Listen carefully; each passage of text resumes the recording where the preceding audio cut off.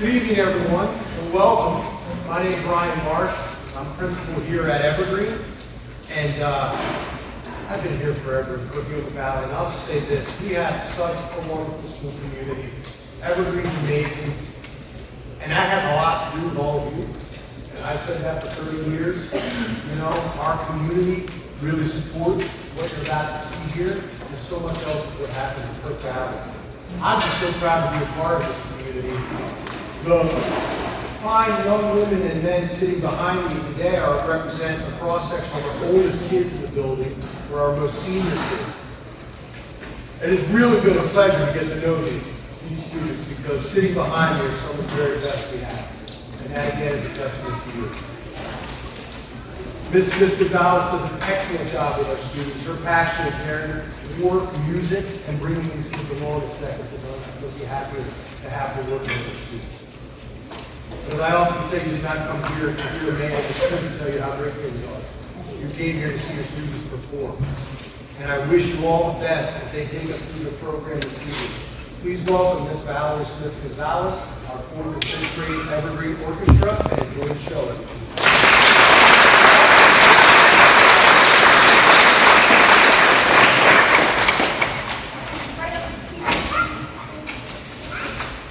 Good evening, everybody, and welcome to the 4th and 5th grade Spring Orchestra Concert. The music you will hear today is a culmination of what the students have learned over the past 4 months. Through the 3 songs you'll hear today, students learned new legato bowing styles, new finger patterns, how to follow repeats and codas in music, and built up agility and dexterity learning how to play quickly. The first song we will be playing today is the best example of that last skill mentioned, a fiddle tune named Mississippi Cakewalk by Mark Williams. I think it's safe to say the students had a lot of fun learning this earworm. Every section of the orchestra gets to play the fast but fun main melody. Please enjoy.